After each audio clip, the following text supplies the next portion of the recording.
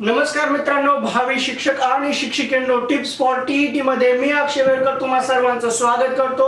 मागच्या 3 व्हिडिओ पासून आपण इयत्ता 10वीचं जुनं इतिहासचं पुस्तक त्याच्यातील महत्त्वाचे नोट्स, पॉइंट्स, ऑब्जेक्टिव्ह हे पाहायला सुरुवात केलेली आहे। इयत्ता 10वीचं जे जुनं इतिहासचं पुस्तक आहे त्या पुस्तकाचं नाव आहे 20व्या शतकातील जग। त्याच्यातला जो पहिला टॉपिक होता साम्राज्यवाद, त्या साम्राज्यवाद टॉपिकच्या अंतर्गत 3 टॉपिक होते: भौगोलिक शोध व वसाहतवाद, आशियातील साम्राज्यवाद, त्यानंतर आफ्रिकेतील साम्राज्यवाद, असे 3 टॉपिकचं एकत्रीकरण करून साम्राज्यवाद होतं। पण असे आपण याचे 3 वेगवेगळे व्हिडिओ करून ते पाहिलेले आहेत, एकदम व्यवस्थितपणे पाहिलेले आहेत। पाहिले नसतील तर तुम्ही पाहून घ्या। तर आजच्या या व्हिडिओमध्ये आपण इयत्ता 10वीच्या इतिहासाच्या पुस्तकातील जो काही 20वं शतक आहे त्याच्यातलं दुसरा टॉपिक पाहणार आहोत। दुसरा महत्त्वाचा टॉपिक आहे संघर्षमय 20वे शतक। म्हणजे या 20व्या शतकामध्ये एकंदरीत काय घडलं त्या सर्व घडामोडी आहेत आणि ह्या घडामोडी 5 टॉपिकच्या स्वरूपात आहेत। त्यातील पहिल्या टॉपिकचं नाव आहे पहिले महायुद्ध। म्हणजे आपण आजच्या या व्हिडिओमध्ये जो काही इयत्ता 10वी इतिहासचं पुस्तक आहे त्याच्यातला जो दुसरा टॉपिक आहे संघर्षमय 20वे शतक, त्याच्यातला पहिला टॉपिक आहे पहिले महायुद्ध।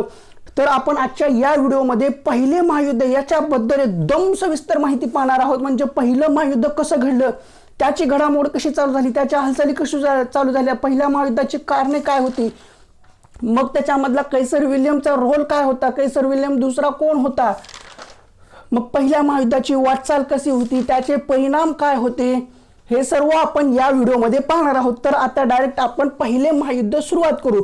पहिल्या महायुद्धात वापरलेली अस्त्रे कोणती होती पहा। पहिलं महायुद्ध झालं, दुसरं महायुद्ध झालं, आता तिसरं महायुद्ध कधी होईल काय सांगता येत नाहीये, पण प्रक्रिया चालू आहे, होणार आहे, आज ना उद्या होणार आहे। सध्या वातावरण निर्मिती तशी चालू आहे। पण आता पहिल्या महायुद्धामध्ये कोणती अस्त्र वापरली होती, तर पहिल्या महायुद्धामध्ये संहारक अस्त्रे, शस्त्रास्त्रे, रणगाडे, युद्धनौका, मशीन्स गन्स म्हणजे यांत्रिक बंदुका, विध्वंसक विस्फोटे, हे जे काही उपकरण आहेत ते पहिल्या महायुद्धात वापरले होते। कोणती अस्त्र होती? संहारक अस्त्रे, शस्त्रास्त्रे, रणगाडे, युद्धनौका, मशीन्स गन्स, यांत्रिक बंदुका आणि विध्वंसक विस्फोटके। पहिल्या महायुद्धानंतर अनेक देशांमध्ये हुकुमशाही राजवटी प्रस्थापित झाल्या। विधान महत्वाचं आहे, पहिल्या महायुद्धानंतर अनेक देशांमध्ये हुकुमशाही राजवटी प्रस्थापित झाल्या। फॅसिस्ट व नाझी प्रणालींमुळे मानवी मनाची संकुचित व नकारात्मक बाजू समोर आली। आता हे जे काही फॅसिस्ट आहे, हे नाझी आहे, आपल्याला हे दुसऱ्या महायुद्धामध्ये खूप जास्त जवळून पाहता येणार आहे। फॅसिस्ट व नाझी प्रणालींमुळे मानवी मनाची संकुचित व नकारात्मक बाजू समोर आली। जगात मूलभूत बदल घडवून आणणाऱ्या 20व्या शतकाच्या सुरुवातीचे यथार्थ वर्णन म्हणजे संघर्षाचे युग या शब्दात केले जाते। 20व्या शतकाच्या सुरुवातीचे यथार्थ वर्णन कोणत्या शब्दात केले जाते, तर संघर्षाचे युग। म्हणून ह्या टॉपिकचंच नाव आहे संघर्षमय 20वे शतक। त्याच्यातला पहिला टॉपिक पहिले महायुद्ध। संघर्ष युगाचा एक महत्त्वाचा टप्पा म्हणजे 1914 साली पहिल्या महायुद्धाने सुरू झाला। पहिले महायुद्ध कधी सुरू झाले, तर पहिले महायुद्ध हे 1914 साली सुरू झाले।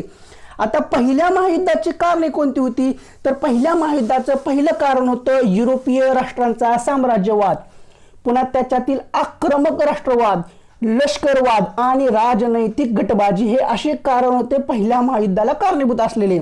19व्या शतकात युरोपीय राष्ट्रांनी वसाहतवाद आणि आर्थिक साम्राज्यवाद यांचा पुरस्कार केला। आता 19व्या शतकामध्ये युरोपीय राष्ट्रांनी कशाचा पुरस्कार केला, तर 19व्या शतकामध्ये युरोपीय राष्ट्रांनी वसाहतवाद आणि आर्थिक साम्राज्यवाद यांचा पुरस्कार केला।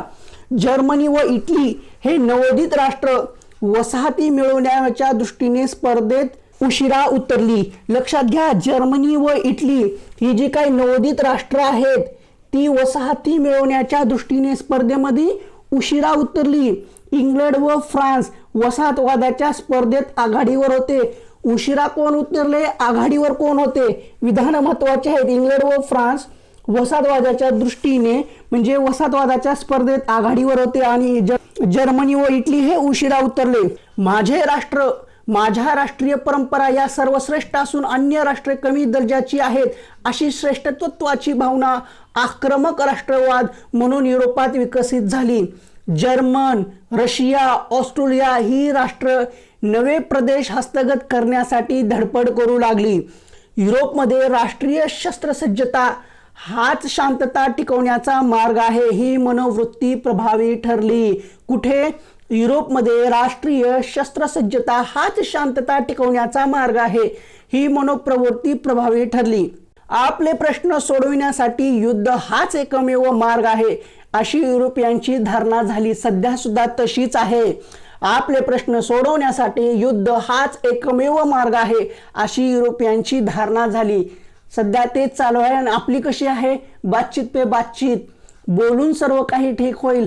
अस्त्र शस्त्र आपण ते निवडायचं नाहीये. आपलं अस्त्र आणि अशस्त्र कुठलं? शाब्दिक. बोलून किंवा शांततेने सर्व काही करायचं, आपली परंपरा आहे तशी. पण युरोपीय राष्ट्रांची तशी नाहीये, पूर्वीपासूनच नाहीये, आता सुद्धा नाहीये. युरोपीय राजकारणात राजनैतिक गटबाजीची सुरुवात प्रशियाचा चान्सलर बिस्मार्क याने केली. युरोपीय राजकारणात राजनैतिक गटबाजीची सुरुवात प्रशियाचा चान्सलर बिस्मार्क याने केली. सध्या कोणासोबत चालू आहे? युक्रेन आणि रशिया. हा युक्रेन मेन महत्वाचा मुद्दा आहे. सध्या युक्रेनमुळे सध्या चालू आहे हे सर्व. युरोपीय राजकारणात राजनैतिक गटबाजीची सुरुवात प्रशियाचा चान्सलर बिस्मार्क याने केली. मध्य युरोपातील सर्व जर्मन वंशाच्या राज्यांचे प्रशियाच्या नेतृत्वाखाली एकीकरण करावे, असे चान्सलर बिस्मार्कची महत्वाकांक्षा होती. आता इकडं काय चालू आहे? युक्रेनला नाटोमध्ये जायचे.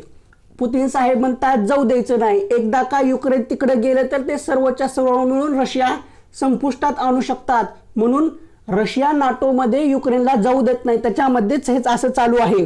पूर्वी सुद्धा असंच होतं, पण ते वेगळ्या पद्धतीने होतं. मध्य युरोपातील सर्व जर्मन वंशाच्या राज्यांचे प्रशियाच्या नेतृत्वाखाली एकीकरण करावे, असे चान्सलर बिस्मार्कची महत्वाकांक्षा होती. प्रशियाला सामर्थ्य संपन्न बनविण्यासाठी बिस्मार्कने सक्तीचे लष्करी शिक्षण सुरू केले.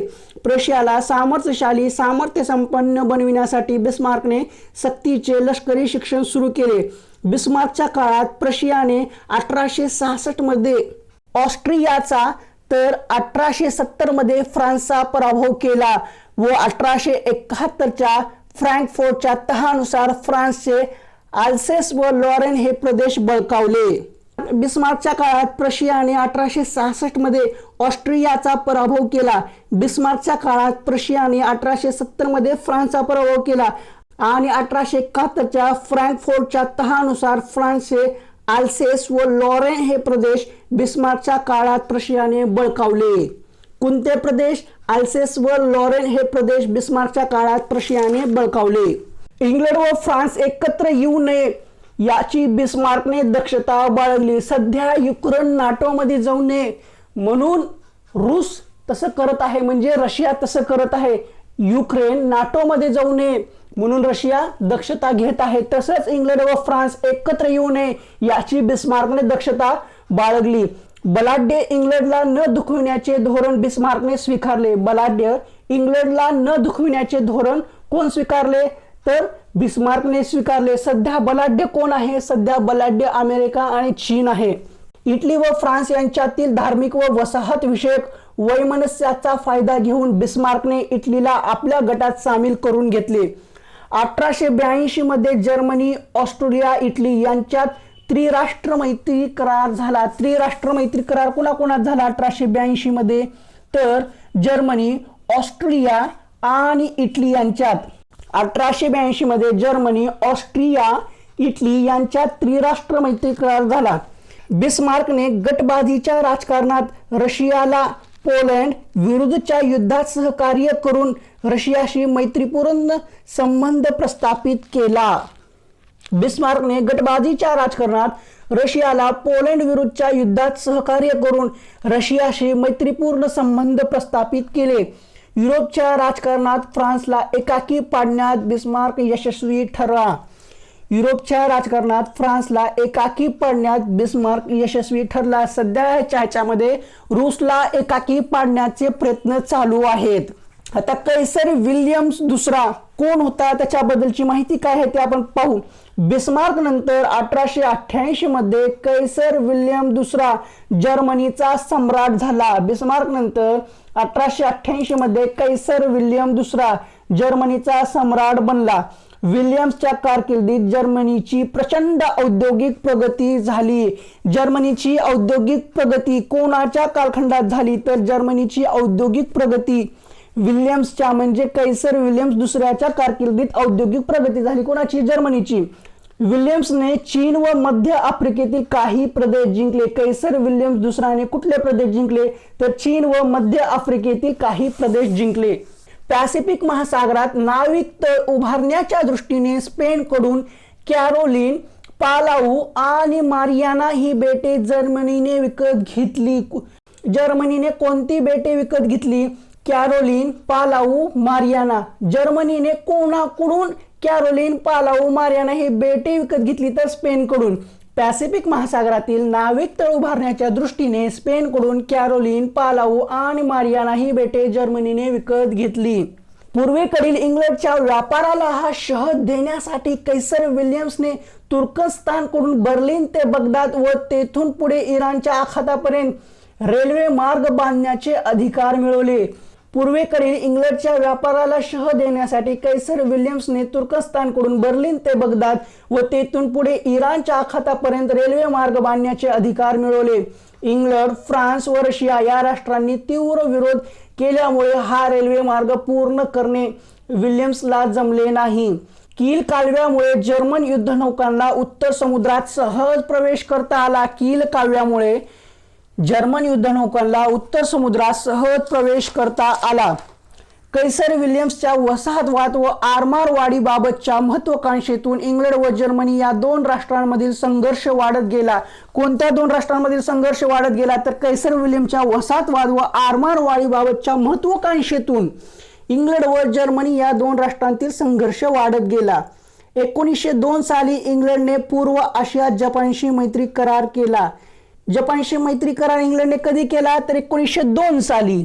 जर्मनीच्या विस्तारवादी भूमिकेमुळे फ्रान्सला आपला मित्रगट उभारण्याची गरज भासू लागली. फ्रान्सला आपला मित्रगट उभारण्याची गरज का भासू लागली तर जर्मनीच्या विस्तारवादी भूमिकेमुळे फ्रान्सला आपला मित्रगट उभारण्याची गरज भासू लागली. 1904 साली इंग्लंड व फ्रान्स यांच्यात करार होऊन दोन राष्ट्रांमधील वैमनस्य म्हणजे जे काही शत्रुता होती ती संपुष्टात आली. कधी? 1904 मध्ये इंग्लंड व फ्रान्स यांच्यात करार होऊन दोन राष्ट्रांमधील वैमनस्य संपुष्टात आले. 1907 साली वाटाघाटीसाठी इंग्लंड व रशिया एकत्र आले. त्यांच्यात मैत्रीचा करार झाला. 1904 मध्ये इंग्लंड व फ्रान्स दोस्त झाले. 1907 मध्ये वाटाघाटीसाठी इंग्लंड व रशिया एकत्र आले आणि त्यांच्यात मैत्री करार झाला. 1904 ला इंग्लंड व फ्रान्स आणि 1907 ला इंग्लंड व रशिया. 1904 व 1907 मध्ये झालेल्या करारामुळे इंग्लंड, फ्रान्स, रशिया यांचा दोस्त राष्ट्रगट तयार झाला. अगोदर कुठला होता तर अगोदर जर्मनी, ऑस्ट्रेलिया आणि इटली हे दोस्त राष्ट्र होते आणि इकडे कुठला दोस्त राष्ट्र तयार झाला 1904 व 1907 मध्ये इंग्लंड, फ्रान्स व रशिया यांचा दोस्त राष्ट्रगट तयार झाला. मध्य युरोपात जर्मनी, ऑस्ट्रिया, इटली यांच्या मध्यवर्ती अक्ष राष्ट्रगट तयार झाला. तिकडे इंग्लंड, फ्रान्स, रशिया आणि मध्य युरोपात जर्मनी, ऑस्ट्रेलिया, इटली यांचा मध्यवर्ती अक्ष राष्ट्रगट तयार झाला. तुर्कस्तानच्या साम्राज्यात मोडणारा पूर्व युरोपचा प्रदेश बाल्कनचा प्रदेश म्हणून ओळखला जाई. तुर्कस्तानच्या साम्राज्यात मोडणारा पूर्व युरोपचा प्रदेश बाल्कनचा प्रदेश म्हणून ओळखला जाईल. बाल्कन प्रदेशात कमालीची अशांतता निर्माण झाली. बाल्कन हा प्रदेश भौगोलिकदृष्ट्या महत्त्वाचा असल्याने इंग्लंड, फ्रान्स व रशिया यासारख्या राष्ट्रांनी हस्तक्षेपास सुरुवात केली. बाल्कन हा प्रदेश भौगोलिकदृष्ट्या महत्त्वाचा असल्याने इंग्लंड, फ्रान्स व रशिया यांसारख्या राष्ट्रांनी हस्तक्षेपास सुरुवात केली. रशिया व बाल्कन प्रदेशातील जनतेस स्लाव वंश हे साम्य होते. कोणते साम्य होते? रशिया व बाल्कन प्रदेशातील जनतेत स्लाव वंश हे साम्य होते. बाल्कन प्रदेशातील जनता स्लाव वंशाची असल्याने रशियाच्या चळवळीला पाठिंबा होता. बाल्कन प्रदेशातील जनता ही स्लाव वंशाची असल्याने रशियाचा त्या चळवळीला पाठिंबा होता. ऑस्ट्रिया हंगरी साम्राज्याची सीमा बाल्कन प्रदेशाला लागून होती. परीक्षेत विधान येऊन गेलेलं आहे. हे बरेच सेवेत किंवा टीईटी मध्ये सुद्धा आलेलं आहे आपलं. ऑस्ट्रिया हंगरी साम्राज्याची सीमा बाल्कन प्रदेशाला लागून होती. साम्राज्य विस्तारासाठी ऑस्ट्रियाला बाल्कन प्रदेश सोयीचा होता. बाल्कन प्रदेशातील बोस्निया व हर्जेगोविना हे प्रांत मिळवण्यासाठी ऑस्ट्रिया व सर्बिया या दोन देशांत संघर्ष निर्माण झाला. कोणत्या देशामध्ये? ऑस्ट्रेलिया व सर्बिया दोन देशांमध्ये संघर्ष निर्माण झाला. कशामुळे? बाल्कन प्रदेशातील बोस्निया व हर्जेगोविना हे प्रांत मिळवण्यासाठी ऑस्ट्रिया व सर्बिया या दोन देशांत संघर्ष निर्माण झाला. तुर्कस्तानमध्ये 1908 साली राजकीय क्रांती झाली. तुर्कस्तानमध्ये राजकीय क्रांती कधी झाली? 1908 मध्ये. 1908 साली राजकीय क्रांती कुठे झाली? तर तुर्कस्तानमध्ये 1908 साली राजकीय क्रांती झाली. ऑस्ट्रियाने बोस्निया व हर्जेगोविना हे दोन प्रांत आपल्या साम्राज्यात विलीन करून घेतले. ऑस्ट्रिया वेगळं. ऑस्ट्रियाने बोस्निया व हर्जेगोविना हे दोन प्रांत आपल्या साम्राज्यात विलीन करून घेतले. त्यामुळे रशिया व सर्बिया यांचे ऑस्ट्रियाशी वैमनस्य वाढले.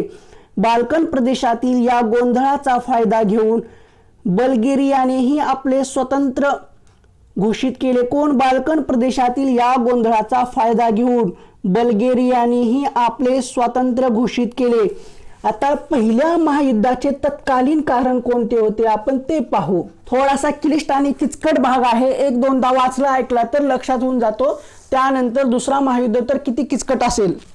आता पहिलं महायुद्ध समजल्यानंतर दुसरं महायुद्ध समजल्यानंतर मग सध्याची परिस्थिती आपल्याला एकदम स्पष्टपणे समजून जाते. 28 जून 1914 रोजी बोस्नियाची राजधानी सॅराजेवो.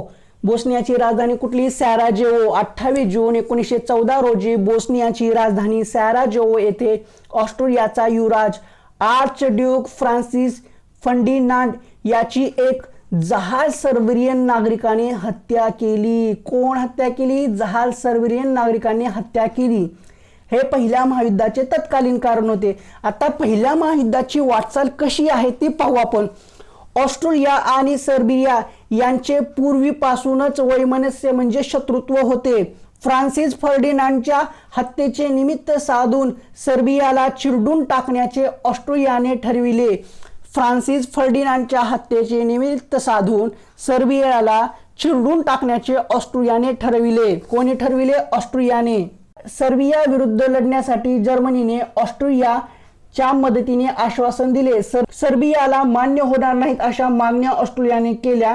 त्या मागण्या 48 तासात पूर्ण कराव्यात असा निर्वाणीचा इशारा ऑस्ट्रियाने सर्बियाला दिला. त्यावेळी रशियाने सर्बियाला मदतीचे आश्वासन दिले. ऑस्ट्रियाने सर्बिया विरुद्ध 28 जुलै 1914 रोजी युद्ध घोषित केले. ऑस्ट्रियाने सर्बिया विरुद्ध 28 जुलै 1914 रोजी युद्ध घोषित केले. आता रूसने युक्रेनवर कधी हमला केला ते विधान सुद्धा महत्वाचं आहे. ऑस्ट्रिया या युद्धात विजयी झाल्यास बाल्कन प्रदेशात ऑस्ट्रियाचा प्रभाव वाढेल याची जाणीव रशियाला झाली.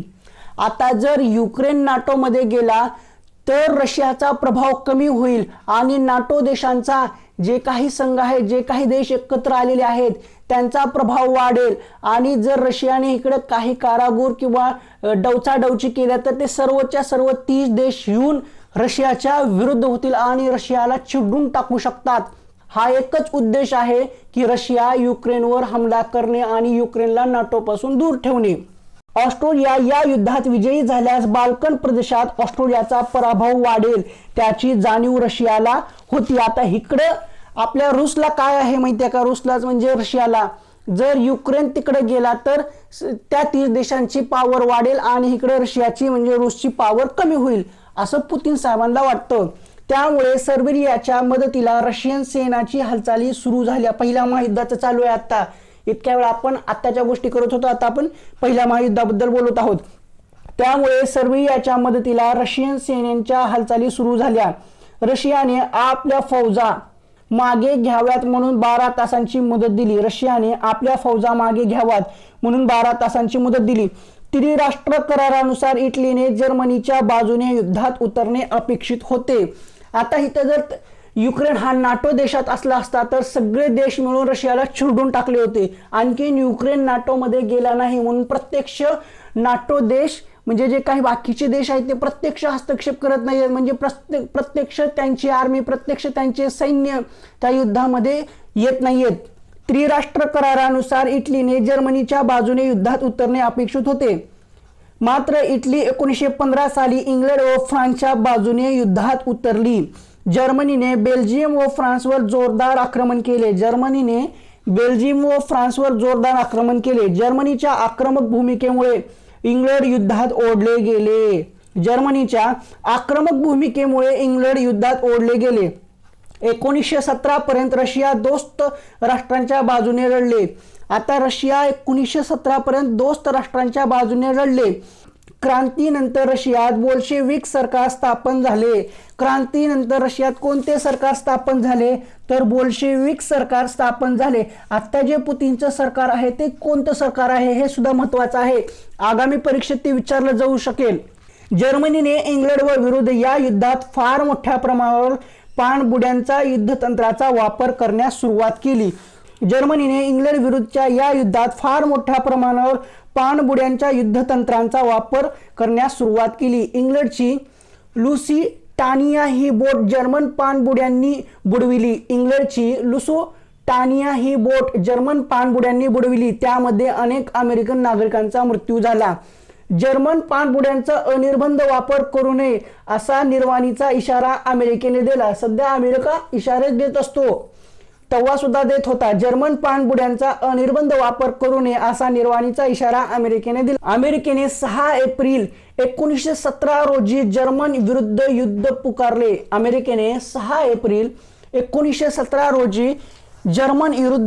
पुकारले. जर्मनीच्या हंगामी सरकारने शेवटी अमेरिकन राष्ट्राध्यक्ष वुड्रो विल्सन 14 कलमी योजनेच्या आधारावर शरणागती स्वीकारून युद्धबंदी करारावर स्वाक्षरी केली. जर्मनीच्या हंगामी सरकारने शेवटी अमेरिकन राष्ट्राध्यक्ष वुड्रो विल्सनच्या 14 कलमी योजनेच्या आधारावर शरणागती स्वीकारून युद्धबंदी करारावर स्वाक्षरी केली. 11 नोव्हेंबर 1918 रोजी पहिल्या महायुद्धाचा शेवट झाला. पहिल्या महायुद्धाचा शेवट कधी झाला? 11 नोव्हेंबर 1918 रोजी. पहिलं महायुद्ध कधी चालू झालं? 1914 ला. आणि कधी संपलं? 11 नोव्हेंबर 1918 रोजी.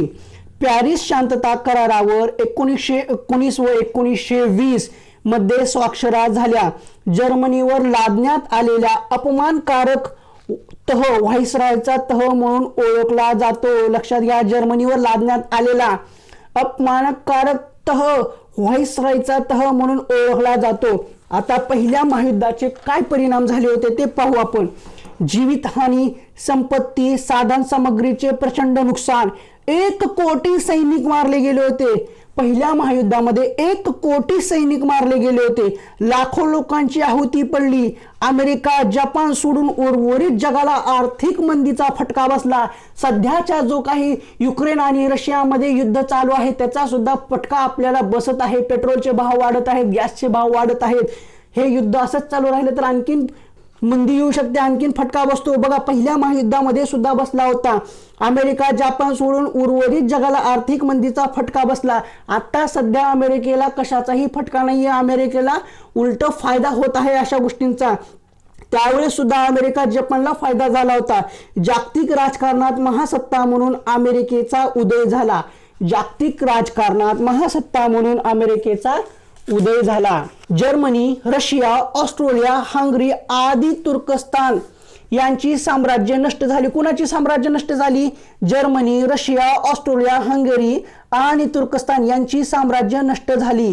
पराभूत देशांच्या साम्राज्याचे विभाजन करून युरोपमध्ये Poland, Finland, Romania, Bulgaria, Czechoslovakia, Yugoslavia इत्यादी स्वतंत्र देश निर्माण झाले. कोणते स्वतंत्र देश निर्माण झाली?